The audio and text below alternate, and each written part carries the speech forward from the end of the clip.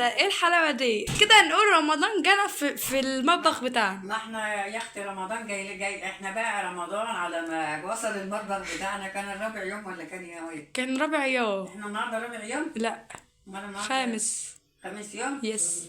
سادس يوم؟ تعالى يا حاج.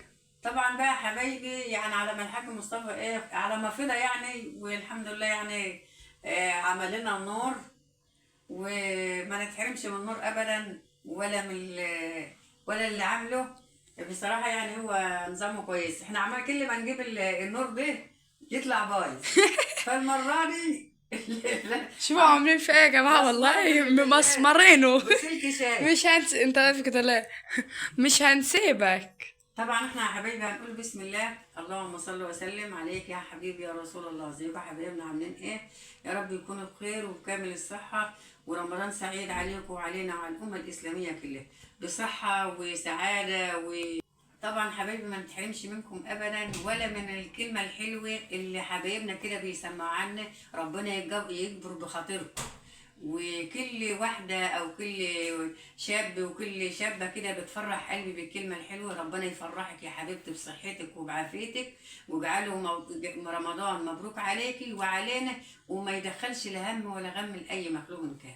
كل سنة وانتم طيبين يا حبايبي، ويعود عليكم الأيام بخير، فرح وهنا، وجعله سنة سعيدة عليكم وعلينا وعلى الأمة الإسلامية.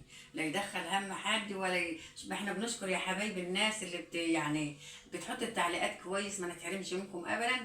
طبعا حبايبي يعني في حد برضو يعني علق ان هو الاسم بتاع مصطفى. لا، ما فيش حد كان معترض والله ان الاسم مصطفى نسمي محمد، بس الاسم جد الجد اسمه مصطفى. كان هيبقى اسمه محمد مصطفى محمد مصطفى مصطفى محمد مصطفى محمد مصطفى محمد مصطفى حسن داوود. يعني الاسم كان هيبقى كبير قوي يعني اسمه ومتكرر يعني في متكرر. العيلة. واحنا الحمد لله يعني راضيين ان الاسم يبقى سليم وماله سليم. يا رب يجعله سليم وعافية يا رب، اللهم امين، ويجيبوا لنا بالسلامة يا رب. ودعواتكم يا حبايبنا ان هو يطلع بالسلامة ويجي لنا عشان ايه نعمل له السبوح. يا رب يجوا بالسلامة كده ويفرح البيت بتاعنا، وما يتحرمش يا رب. تدي الذرية الصالحة لكل واحدة، ما يعني يفرح قلبها الذرية الصالحة. وربنا يصلح حالكم يا حبايبي، وما نتحرمش منكم ابدا، ولا من الكلام الحلو والكلمة الحلوة كده بتنوبي عليها يعني حسنة كبيرة عند ربنا. ربنا يجعل في ميزان حسناته كل اللي قال كلمة حلوة بتفرح قلبي ويصلح حالكم ربنا.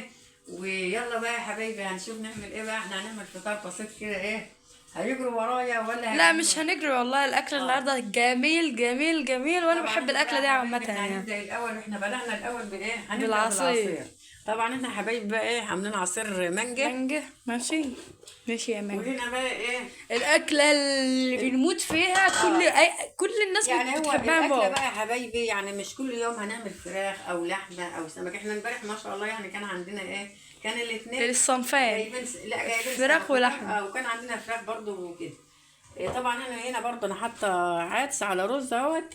طبعا يعني العدس لازم تخليه يعني كتير شويه عن الرز. احنا بنحب الاكله دي يا جماعه، والله والله والله، وبالذات في الايام دي. طبعا احنا بقى معايا هنا برنجانيه واحده وفلفلايه وثلاث فلفلات وقرنان شطيطه، ومعايا هنا بيض، معايا هنا بطاطس برضو مقشراها، وهنا هنسلقها برضو. ماشي. طبعا بقى حبايبي يعني ومعانا هيبقى معانا مخلل وسلطه يعني يا حبايبي بتحب بقى بيبقى معاها سلطه وخضره، وبتبقى اكله كده مجمعه كده، يعني بتبقى طعمه وحلوه والله. وتغيير من الاكل بتاع يعني الاكل اللي هو يعني بيبقى تغيير حلو يعني. طبعا احنا هنعمل ايه بقى يا حبايبي؟ نحط بقى ايه البطاطس ما يتحطش عليها شويه بتاع شويه ملح. طب ما انا حاطه. طب تمام. لا لا لا لسه صراحه. اهلا حاجه هانا الهان والرزق اللي جالنا السنه. حبيبتي ربنا يرزقكم يا حبايبي باحلى رزق كده يا رب، وما نتحرمش. انا عليا درس سايباك ومش عليا درسين، يعني عليا 4 و5، هجيلك على 6 ان شاء الله.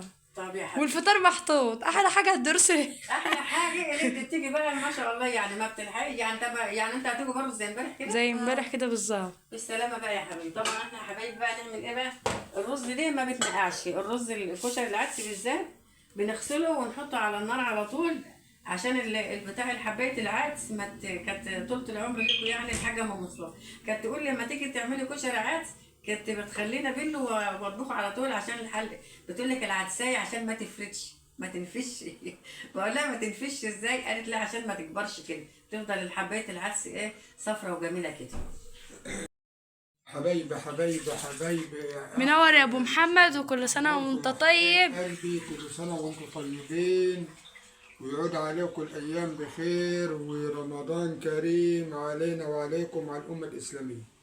يا أحلى متابعين وأحلى مشاهدين وأحلى إخوات وأحلى ناس وأحلى جمهورية في الدنيا بحالها دي. حبايبي وإخواتي، أنا بشكر كل من سأل علينا وفرح وفرح لنا بفرحنا، وربنا يرزق كل من كان، واللي ما معهوش ربنا يديله، ومن وسع الدنيا يا رب. ربنا يشيل كل مشتاق أو مشتاق بذرية، ربنا يديله من نعيم. يا حبايبي، الفرحة حلوة، الفرحة حلوة، والفرحة لما بتيجي من القلب بتوصل للقلب مباشر. يعني الفرحة لما بتطلع من القلب بتوصل للي هي رايحة له مباشر. فربنا يفرحكم بما فرحتونا وشاركتونا في فرحنا. بشكركم. مش هقول لكم، يعني مش قادر اوصف الشكر بتاعي يوصل لكم ازاي. وطبعا انا بشكر كل من نتكلم في حقنا كلمه حلوه، انا بشكره. طبعا يا جماعه الخير، احنا مش علشان قنوات او بتاع او كان او ماني بنطلع على بعضنا او بنتكلم او بتاع، لا، هو كل واحد وله محتوى، وكل واحد ولازم يطلع بالفيديو بتاعه او بالمحتوى بتاعه يكون حلو ويخش قلب المشاهد وقلب المتابع. طبعا بشكر كل من يتكلم في حقنا كلمه حلوه برضه. اما بخصوص انا سمعت، انا والله يبقى لي ازيد من اسبوع او 10 ايام انا ما بفتح على فيديوهات خالص، لان انا في موضوع كده. وعاوزكم قبل ما اتكلم في اي حاجه خالص ادعم للحفيد الغالي سليم، ان ربنا يجيبه لامه ولابوه بالسلامه يا رب. ادعوا له ان ربنا يجيبه لابوه وربنا يشحته له بالسلامه يا رب، اللهم امين. كل من قلبه محروق على ولده ان ربنا يخفف عنه وربنا يوصله المراد. طبعا يا حبايبي، اللي زي ما انا قلت لكم دلوقتي هنبقى لي ازيد من 10 ايام والله والشهر الكريم بتاع ربنا انا ما بفتح على فيديوهات ولا على اي حاجه خالص. النهارده انا سمعت ان بعض من الناس بيقول ايه بقى، بيقول ما سماش مصطفى ليه، او محمد سمى اسم غير اسم مصطفى علشان مثلا كده. لا، انا اقسم بالله العلي العظيم والشهر الكريم بتاع ربنا والنعمه بتاعت ربنا ده ابني ده يبص في ايديا علشان يسمى مصطفى. كان هيبقى اسمه كبير قوي. قلت له يا ابني انا اسمه مصطفى، واجدادنا وجدي اسمه مصطفى. انا لما انا سميت على اسم محمد اللي كنت تاني علشان انا الكبير، او بمعنى اصح ما كانش لسه في حد، فانا سميت محمد مصطفى حسن داود. هيجي جه مصطفى محمد مصطفى حسن أقوم داود. أجرب. ده انا هبطت يا ولاد. هبطت من الاسم. مش هيسمى اسم اسم مصطفى. ازاي ما ازايش؟ قلت له مش هسمي مصطفى، والله ما يسمى اسم مصطفى. حبيت اضحك بقى معاه وبتاع عشان ما يزعلش. قلت له علشان لما كنت انت متضايق من ابوك تقول له يا تشتم، وقلت له يلا يا ابن الكلب يا مصطفى يا ابن الكلب، ودورت انا مش هسمي مصطفى. قعد والله لغايه ما اتولد، والدكتور بيقول هتسموا هنسميه ايه؟ قلنا له سليم. فهو واقف ساكت كده، قلت له سمي سليم، اكتب سليم محمد مصطفى. طبعا سليم دي الحفيد اللي مسميه من قبل ما كان يجي على الدنيا، ومن قبل ما كنا نعرف ان هو ايه حفيدنا ليه حاجة. ابن حنان. يوسف ابن حنان. واحنا قاعدين كده والله ما كنا بنقول نعرف، احنا هنسمي ايه؟ طبعا بقول ايه يا هبه النونو سليم. النونو هنسميه سليم. النونو سليم ايه. فبنقول النونو ايه يا ابني سليم ايه؟ قال النونو ما نونو بطن هبه سليم. بطن هبه سليم. بعدها باسبوع ولا 10 ايام راح قال له ربنا جبر. فقلت خلاص الكلمه اللي طلعت من لسان العيل اللي ما يعرفش ربنا دوت والله اللي يطلع هتسميه سليم. لو جه ولا هنسميه سليم.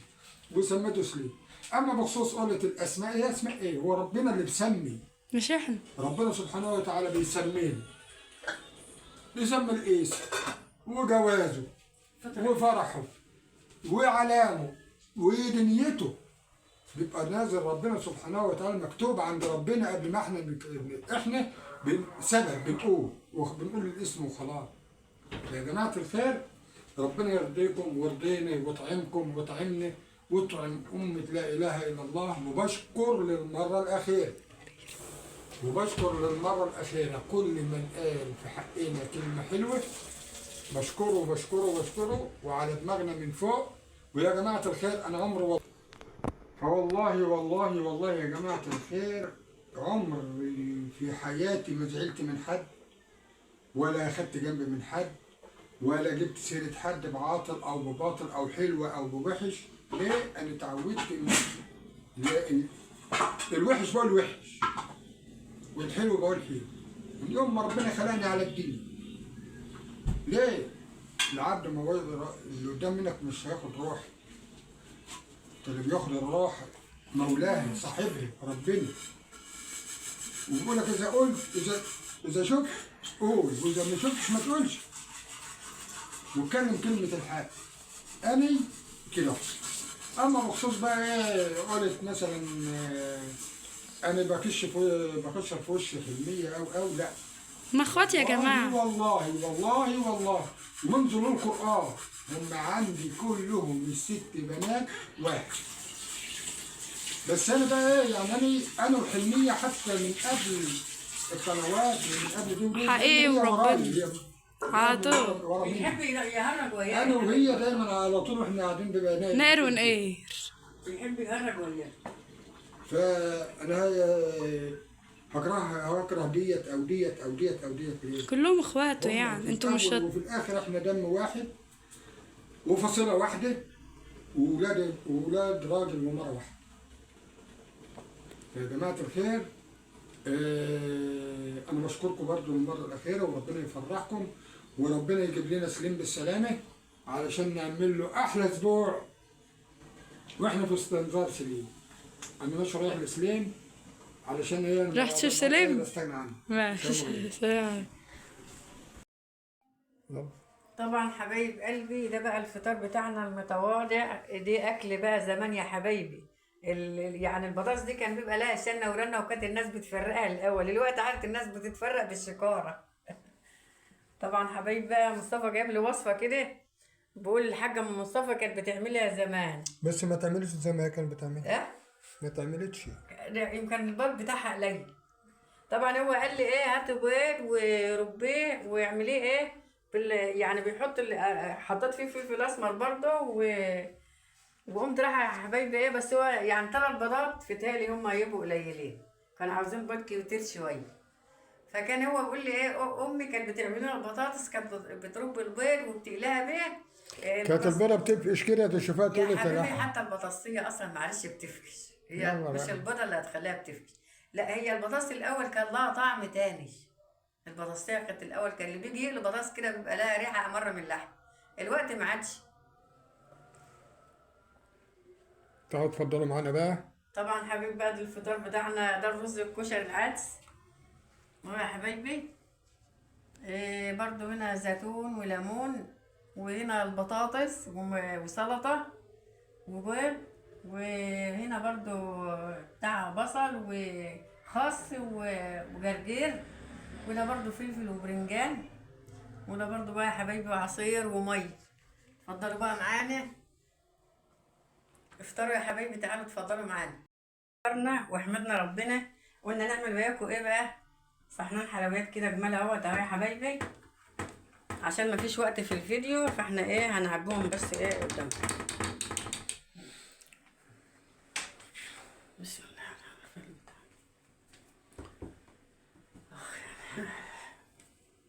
بسم الله.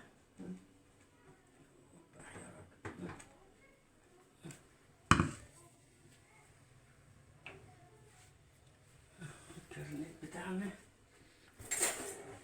الكرنيك بسم الله.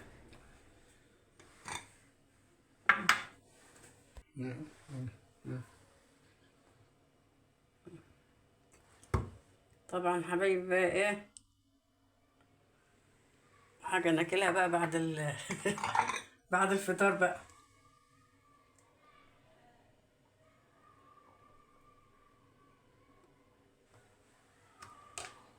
طبعا احنا بقى جايب لها برضو بتاع هنا زبيب وبشر برضو دوت، بس انا مش حاطاها لها بقى لما تبرد شويه.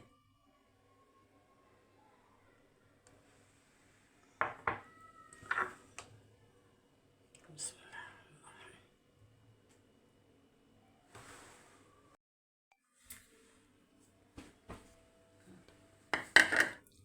طبعا حبايبي بقى دول طبعا حبايبي بقى انا عامله بس ايه كيلو ونص لبن، مش عامله كتير يعني. عملوا ايه كام صح، ب4 5 6 7 8 9 10 11 12 13 طبقهم يا حبايبي، دولت ايه من كيلو ونص لبن. بقى ما تنسوش بقى في اللايك والاشتراك عشان نقدم كل جديد.